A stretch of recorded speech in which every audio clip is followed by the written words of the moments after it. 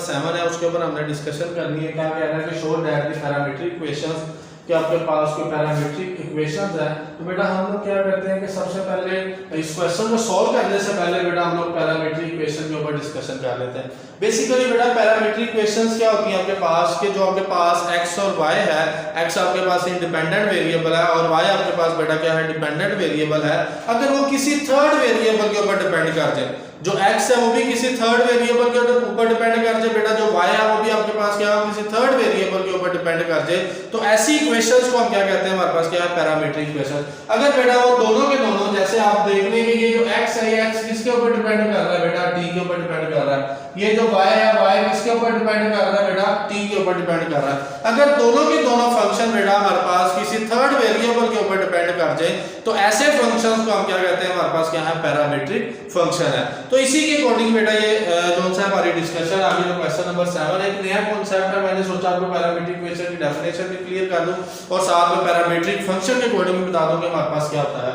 जी बेटा हमने पैरामीट्रिक के ऊपर डिस्कशन कर लिया, अब हम क्वेश्चन नंबर 7 की तरफ मूव करते हैं। क्वेश्चन नंबर 7 में वो क्या कह रहा है कि show that the parametric equations x = 80 square y = 280 represent the equation of parabola. Parabola की इक्वेशन को रिप्रेजेंट कर रहा है।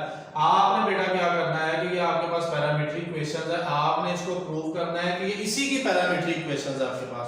तो गिवन दैट स्टार्ट करते हैं सॉल्यूशन में। जो हमारे पास गिवन दैट है उसको बेटा लिख लेते हैं कि गिवन दैट है बेटा आपको कि x इक्वल टू किसके है, 80 स्क्वायर है और y इक्वल टू किसके है बेटा, 280 के है।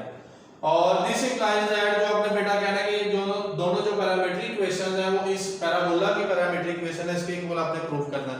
अब बेटा इसको प्रूव करने के दो तरीके हैं।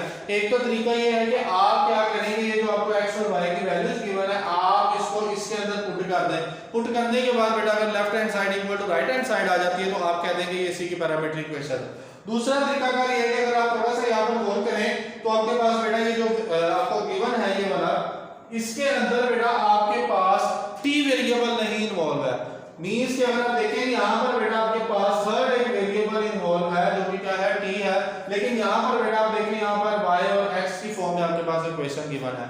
अब बेटा हम क्या करें कि इन दोनों को यूज करते हुए अगर हम यहां से बेटा t को एलिमिनेट कर लें, t को खत्म कर लें, तो देन ये बेटा हमारे पास प्रूव हो सकता है। तो ये बेटा आपको गिवन दैट में क्या है, x = 80 स्क्वायर, मैं इसको लिख लेता हूं कि x = क्या है, 80 स्क्वायर, जिसको मैं इक्वेशन 1 कह देता हूं।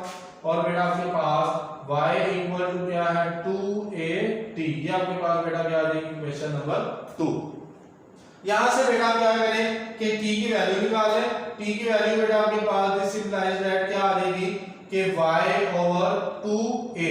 अब ये जो वैल्यू बेटा आपने t की निकाली है इसको इक्वेशन नंबर 1 में पुट कर दें तो ये बेटा आपके पास कौन सा क्वेश्चन सॉल्व हो जाएगा। आप क्या देखेंगे कि आपका जो अच्छा प्रूफ हो बेटा जो आप करना चाह रहे हैं, जो रिक्वायर्ड है आपको बेटा आपका प्रूफ हो जाएगा। तो मैं क्या करता हूं जी, इसको इक्वेशन 1 में पुट करता हूं। Put value, putting value of t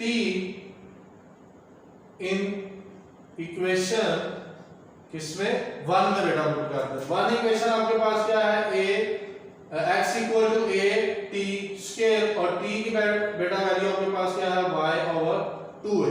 तो ये बेटा वैल्यू इसके अंदर पुट कर दें। x = क्या आ जाएगा, a।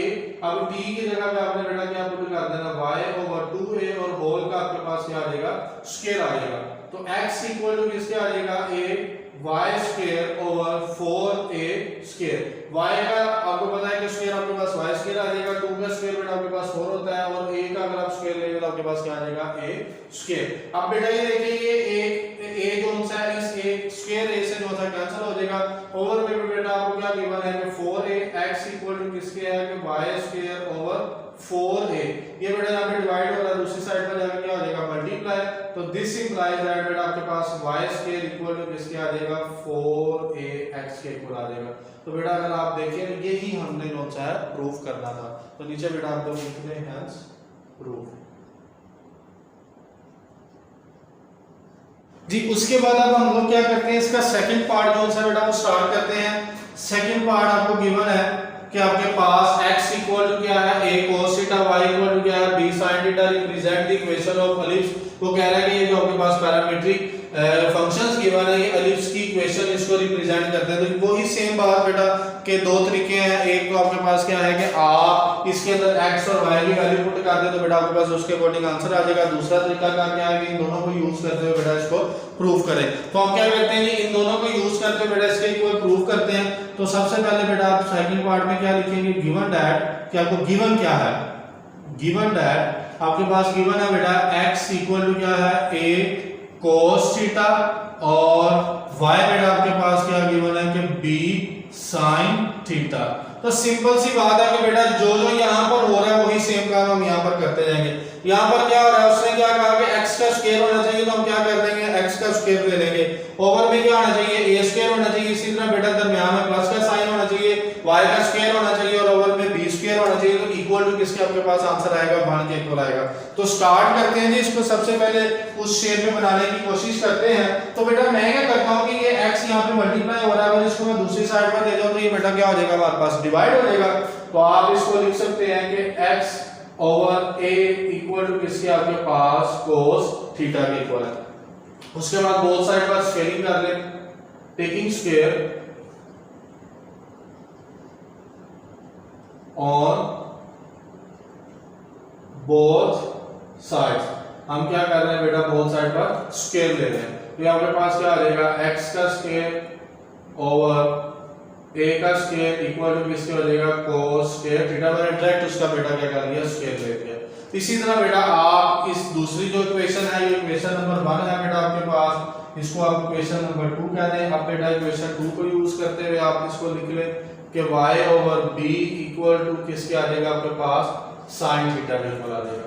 उसके बाद बेटा वही सेम काम इस पे भी आप स्क्वायर कर लें, टेकिंग स्क्वायर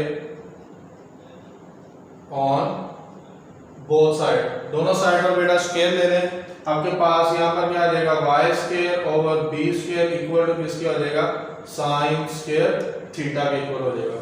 उसके बाद बेटा इसको हम क्या कह देते हैं, क्वेश्चन नंबर 3 है हमारे पास और ये आपके पास क्या है, क्वेश्चन नंबर 4 है। उसके बाद बेटा उसने क्या कहा है कि इन दोनों को प्लस कर दे। देखिए ये इसकी जो लेफ्ट हैंड साइड है और इसकी लेफ्ट हैंड साइड है, तकरीबन उस जैसा बेटा हमारे पास वैल्यूज बन गई, लेकिन सिर्फ क्या दरमियान में प्लस का साइन आना चाहिए। तो हम क्या करते हैं कि एडिंग इक्वेशन 3 एंड 4, हम क्या करते हैं 3 और 4 को ऐड कर देते हैं। अब ऐड करने का क्या तरीका कार है कि लेफ्ट हैंड साइड में बेटा हम लेफ्ट हैंड साइड में ऐड करते हैं, राइट हैंड साइड में हम क्या करते हैं, राइट हैंड साइड में ऐड करते हैं। तो x square over a square plus y square over b square equal to किसके आ जाएगा बेटा आपके पास, cos square theta plus sin square theta. उसके बाद बेटा इसको मैं ऐसे लिख सकता हूं, x square over a square plus y square over b square equal to किसके आ जाएगा, sin square theta plus cos square theta. उसके बाद बेटा आपको इस बात का पता है, फर्स्ट ईयर में बेटा आप लोग ये फार्मूला पढ़कर आए हैं कि sin square theta plus cos square theta equal to किसके है, 1 के इक्वल है। तो इस वैल्यू की जगह पे ये जो बेटा हमें गिवन है इसकी जगह पे हम क्या पुट कर देंगे, 1 पुट कर देंगे। तो x square over a square plus y square over b square equal to किसके आ जाएगा, 1 के इक्वल आ जाएगा। तो यही बेटा हमने प्रूफ करना था।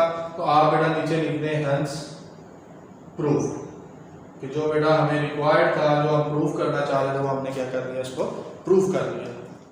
उसके बाद बेटा अब हम लोग मूव करते हैं थर्ड पार्ट की तरफ। तो अब आपको एक आइडिया हो गया होगा, एक माइंड सेट हो गया होगा हम किसको इन जो क्वेश्चन को किस तरह सॉल्व कर रहे हैं। तो थर्ड पार्ट बेटा जो है उसमें गिवन दैट क्या है हमारे पास, उसको लिखते हैं और उसके अकॉर्डिंग हम लोग उसको सॉल्व करने की कोशिश करते हैं। अब आपने बेटा इन वैल्यूज को, ये जो पैरामीट्रिक इक्वेशन गिवन है, इसको आपने क्या करना है, कहना है कि ये इस इक्वेशन की पैरामीट्रिक इक्वेशन है, प्रूफ करना है आपने। तो बेटा आपके पास क्या गिवन है, x equal to a secant theta, इसको इक्वेशन 1 कह दें। और उसके बाद बेटा इक्वेशन 2 है आपके पास, y इक्वल टू क्या है, b tan थीटा। वही सेम तरीका का उसी को बेटा हम लोग अडॉप्ट करेंगे। स्टार्ट में आपको मैंने बताया कि बेटा इसको सॉल्व करने के बेसिकली 2 तरीके हैं, लेकिन हम लोग क्या कर रहे हैं कि हम लोग इन दोनों को यूज करते हुए जो इसमें थर्ड वेरिएबल इन्वॉल्व है उसको बेटा हम एलिमिनेट करने की कोशिश करते हैं। जब बेटा हम उसको एलिमिनेट करने में कामयाब हो जाते हैं तो हमारे पास जो सा रिक्वायर्ड आंसर आ जाता है। तो स्टार्ट करते हैं जी।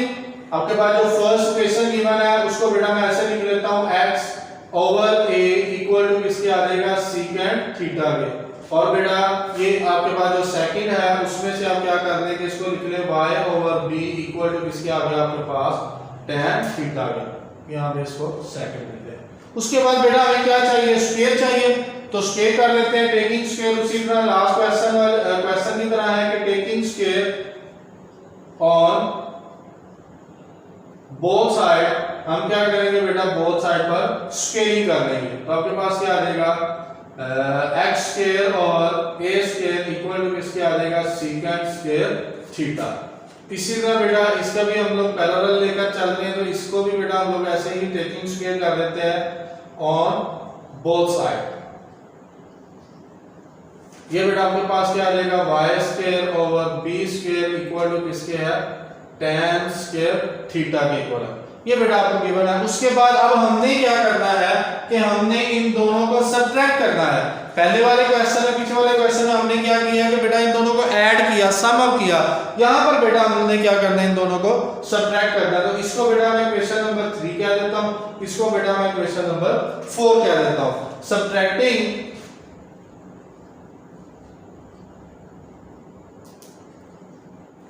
सब्ट्रैक्टिंग इक्वेशन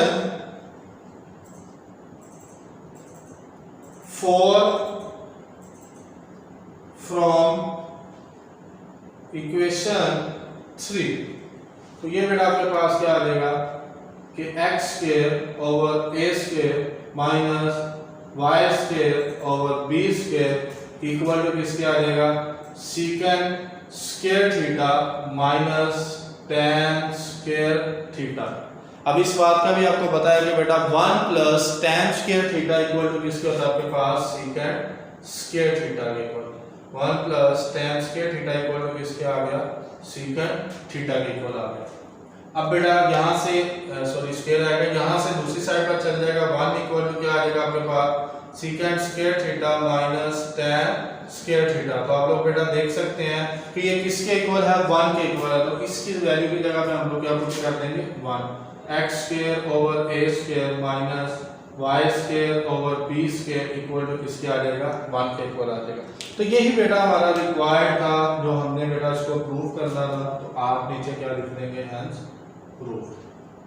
ये बेटा आपके लिए नया एक कॉन्सेप्ट था पैरामीट्रिक इक्वेशन का। होपफुली बेटा आपको समझ आई होगी।